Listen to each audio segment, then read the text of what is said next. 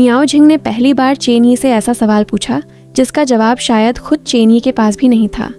क्या प्यार किसी को बचाने का नाम है या खुद को खो देने का?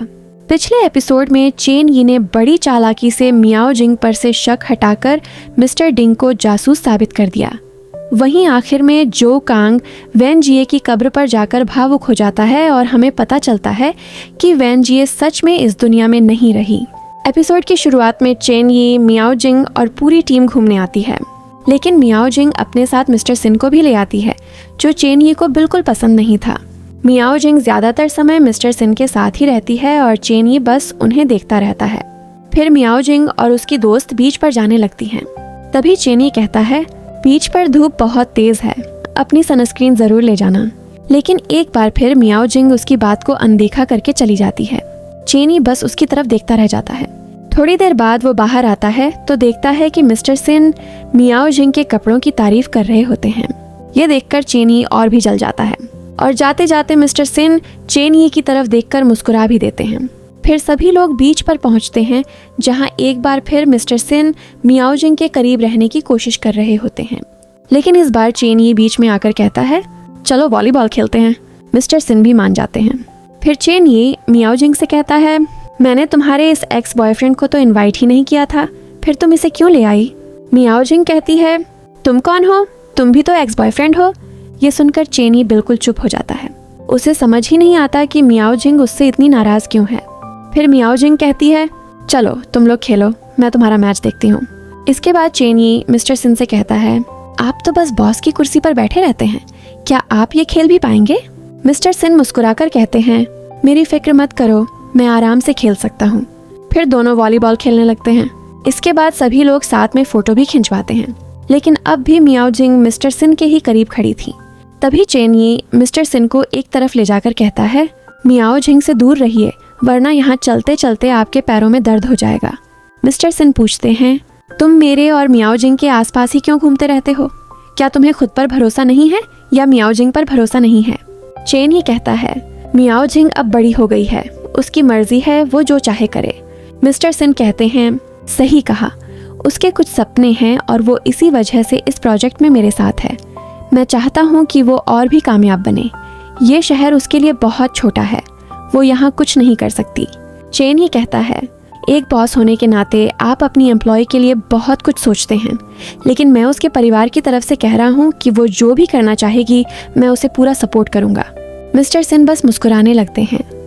रात हो जाती है और सभी लोग खाने की तैयारी कर रहे होते हैं। चेन यी मियाओ जिंग के पास जाता है और अपनी कार की चाबी उसे देते हुए कहता है, ये लो, अब से तुम्हें जहाँ भी जाना हो अपनी कार से जाना, तुम्हें किसी और की गाड़ी लेने की जरूरत नहीं है। मियाओ जिंग कहती है, वैसे तुम होते कौन हो मुझे अपनी कार देने वाले? ये सुनकर चेन यी बिल्कुल चुप हो जाता है। वो बस उदास होकर मियाओ जिंग की तरफ देखता रहता है। उसे अब भी समझ नहीं आ रहा था कि मियाओ जिंग उससे इतनी नाराज क्यों है। इसके बाद सभी लोग साथ बैठकर खाना खाने लगते हैं।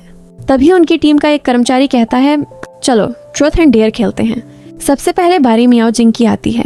उसकी जूनियर उससे पूछती है, बताइए आपको कैसे लड़के पसंद हैं? मियाओ जिंग कहती है, जो ईमानदार हो, जो मुझ पर भरोसा करे और मेरे लिए रिस्क लेना जानता हो। उसकी जूनियर फिर पूछती है, तो क्या आपको ऐसा कोई मिला है? शायद हम भी उसे जानते हों। मियाओ जिंग कुछ नहीं कहती। तभी उसके जूनियर्स हंसते हुए कहते हैं, हमें पता है आप हमारे बॉस मिस्टर सिन की बात कर रही हैं। ये सुनकर सब खुश होने लगते हैं, लेकिन चेन यी का चेहरा उतर जाता है। उसे लगता है जैसे मियाओ जिंग सच में मिस्टर सिन के बारे में सोच रही है। अगली सुबह चेन यी अकेला बैठा होता है। तभी मिस्टर सिन उसके पास आते हैं और कहते हैं, तुम्हें मियाओ जिंग को अपनी कार नहीं देनी चाहिए थी। चेन यी कहता है, अब आप हमारी जासूसी भी करने लगे हैं क्या? मिस्टर सिन कहते हैं, अभी मेरा प्रोजेक्ट चल रहा है, तुम्हें इससे पूरी दूरी बनाए रखनी चाहिए, वरना तुम मियाओ जिंग के लिए और भी बड़ी परेशानी खड़ी कर सकते हो। उसी समय दूसरी तरफ मियाओ जिंग के जूनियर्स उसे फिशिंग के लिए दूसरी जगह लेकर जाते हैं। वो लोग वहाँ अकेले होते हैं और बड़े बड़े पत्थरों पर चढ़कर आगे जा रहे होते हैं। तभी उसकी एक जूनियर का पैर फिसल जाता है और वो नीचे गिर जाती है। उसी समय एक खबर आती है कि समुद्र का पानी तेजी से बढ़ने वाला है, तूफान आने वाला है, सभी लोग तुरंत बीच खाली कर दें। चेन यी भी ये खबर सुन लेता है और तुरंत मियाओ जिंग को ढूंढने निकल पड़ता है। दूसरी तरफ मियाओ जिंग पहले अपनी जूनियर को बचाती है क्योंकि उसे चोट लग गई थी। लेकिन खुद वहीं नीचे रह जाती है। वो अपनी जूनियर से कहती है, तुम पहले जाओ और जल्दी से मदद भेजो। इसी बीच समुद्र का पानी तेजी से बढ़ने लगता है। मियाओजिंग ऊपर नहीं आ पाती। उसके जूनियर्स भागकर मिस्टर सिन और चेनिये को सारी बात बता देते हैं। मिस्टर सिन किसी को फोन करके तुरंत पोर्ट मंगवाने लगते हैं, लेकिन चेनिये बिना एक पल रुके दौड़ता हुआ समुद्र की तरफ जाता है और सीधे पानी में कूद जाता है।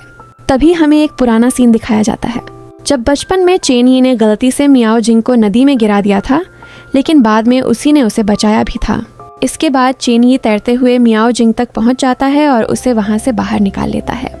वो उसे कसकर गले लगा लेता है और पूछता है, तुम ठीक हो ना? मियाओजिंग कहती है, हाँ, हाथ पर चोट लगी है, दर्द हो रहा है। चेनिये कहता है, अब तुम्हें दर्द महसूस हुआ? मियाओजिंग कहती है, तुम्हें यहाँ तक तैरकर नहीं आना चाहिए था, अपनी जान खतरे में नहीं डालनी चाहिए थी। चेनिये कहता है, मैंने कहा था ना, हमेशा सुरक्षित रहना। मियाओजिंग बताती है, हमारी दोस्त यहाँ गिर गई थी, उसे बचाने के लिए ही, लेकिन चेनिये उसे बीच में ही रोक देता है। वो कहता है, मैं ये नहीं कह रहा कि किसी की मदद मत करो, लेकिन अपनी जान खतरे में मत डालो, मैं सच में डर गया था। मियाओजिंग कुछ नहीं कहती, वो बस चुपचाप चेनिये की तरफ देखती रहती है। थोड़ी देर में एक बोट उन्हें लेने आ जाती है। डॉक्टर मियाओजिंग के हाथ की चोट पर दवा लगा देते हैं। कुछ देर बाद चेनिये और मियाओजिंग बीच पर अकेले चले जाते हैं। मियाओजिंग पूछती है, चेनिये, जब भी तुम मुझे बचाने आते हो उस वक्त तुम्हारे दिमाग में क्या चलता है? चेनिये कहता है, सच कहूँ तो कुछ भी नहीं, उस वक्त मैं सोचना और डरना दोनों बंद कर देता हूँ, बस तुम्हें बचाना चाहता हूँ। मियाओजिंग कहती है, तुम्हें मेरे बारे में पता है, जब मैं खतरे में होती हूँ तो तुम खुद को नुकसान पहुँचा लेते हो, और जब तुम अपनी जिंदगी को खतरे में डालते हो तो सोचो मैं खुश कैसे रह सकती हूँ।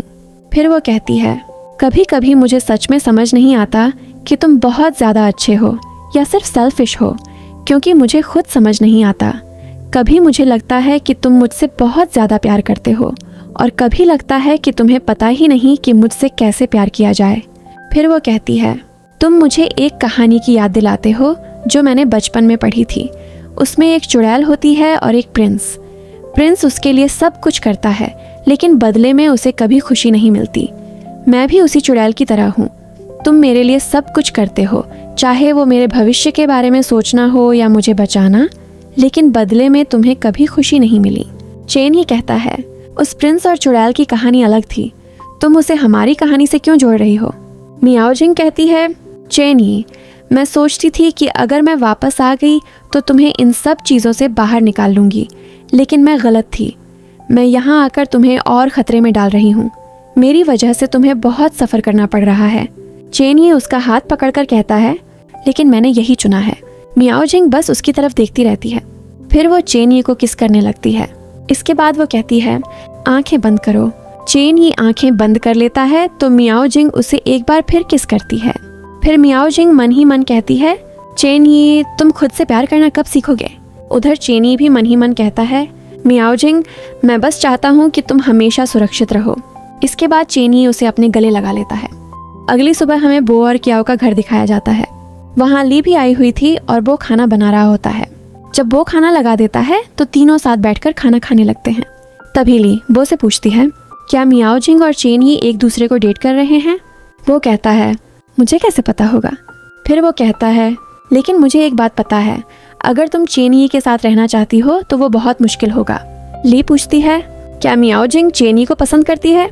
वो फिर वही कहता है, ये मुझे कैसे पता होगा? ली कहती है, शायद वो दोनों अभी साथ नहीं हैं, मतलब मेरे पास अभी भी एक मौका है। तभी वो कहता है, मेरी बात तुम्हें बुरी लगेगी, लेकिन एक बात सुन लो, मियाओजिंग बहुत अलग है और वही चेनिये की पूरी दुनिया है। फिर वो कहता है, तुम्हें पता है, मियाओजिंग के हुआई सिटी जाने से पहले उन्हें कोई तूफान भी अलग नहीं कर सकता था, और आज भी वही हाल है, उन्हें कोई अलग नहीं कर सकता। अगर मियाओजिंग खुद वापस जाना चाहे तो अलग बात है। ये सुनकर ली कुछ सोचने लगती है। वो आगे कहता है, बस वो दोनों ही जानते हैं कि उनकी दुनिया में क्या चल रहा है। न मैं, न तुम और न ही कोई दूसरा उस दुनिया में जा सकता है। तभी क्याओ बात बदलते हुए कहती है, वो मेरे लिए एक कोल्ड ड्रिंक ले आओ। और वहीं ये बात खत्म हो जाती है। अगले दिन चेनिये, मियाओजिंग और बाकी सभी लोग घर वापस आने के लिए निकलते हैं। चेनिये जल्दी से जाकर मिस्टर सिन और मियाओजिंग की गाड़ी में बैठ जाता है। मिस्टर सिन कहते हैं, ये क्या बदतमीजी है, तुम ऐसे आकर कैसे बैठ गए? चेन ही कहता है, मियाओ जिंग और मेरा घर एक ही है, आप हमारी गाड़ी में क्यों बैठे हैं? मिस्टर सिन कहते हैं, मैंने सोचा होटल जाने से पहले मियाओ जिंग को घर छोड़ दूं। फिर वो कहते हैं, तुम आगे वाली सीट पर बैठ जाओ। लेकिन चेन ये कहता है, आगे बहुत रोशनी है, मेरी आंखों में दिक्कत हो रही है। तभी मियाओ जिंग कहती है, मैं ही आगे बैठ जाती हूँ, और दोनों का उसके साथ बैठने का प्लान वहीं खत्म हो जाता है। थोड़ी देर बाद वो लोग घर पहुंच जाते हैं। मिस्टर सिन मियाओ जिंग से कहते हैं, घर जाकर आराम करना। और एक बात, लेकिन तभी चेन ये उन्हें बोलने ही नहीं देता और मियाओ जिंग का हाथ पकड़कर उसे घर के अंदर ले जाता है। मिस्टर सिन बस मुस्कुराने लगते हैं। घर आकर चेनी मियाओ जिंग के लिए सूप बना रहा होता है। वो बीच पर हुई अपनी बातें और मियाओ जिंग के साथ हुई किस को याद करके मुस्कुरा रहा था। तभी वहाँ मियाओ जिंग आती है। चेन ये कहता है, तुम ठीक नहीं लग रही हो, मैंने सूप बनाया है, लोगी?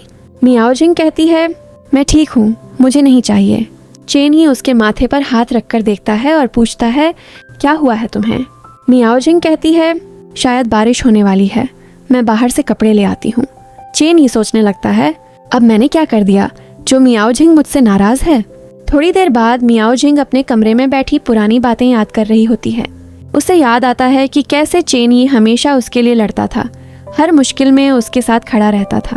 उसे वो दिन भी याद आता है जब बचपन में स्कूल की फीस के लिए उसे पैसों की ज़रूरत थी और चेन ही उसके लिए पैसे लेकर आया था।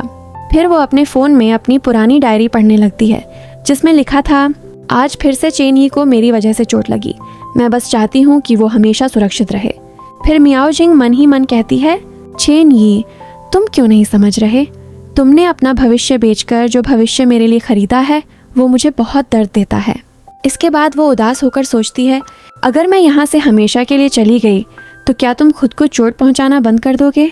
और इसी के साथ आज का एपिसोड यहीं ख़त्म हो जाता है। अब दोस्तों चलिए सोचते हैं आगे क्या हो सकता है।